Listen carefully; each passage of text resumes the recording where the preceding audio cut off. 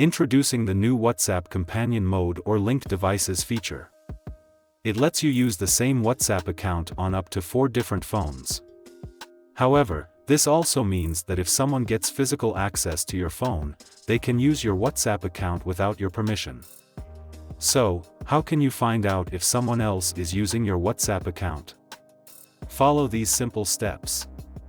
Open WhatsApp on your phone and tap the 3 dots in the upper right corner of the app.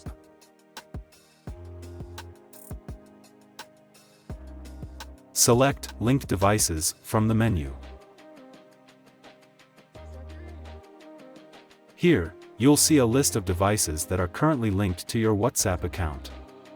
If you suspect any unauthorized devices, select the device you want to unlink. Tap Log Out to disconnect that device from your WhatsApp account. That's it.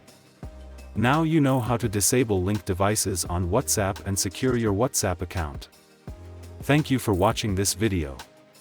Don't forget to like and share it with your friends. If you want more videos like this, subscribe to our channel.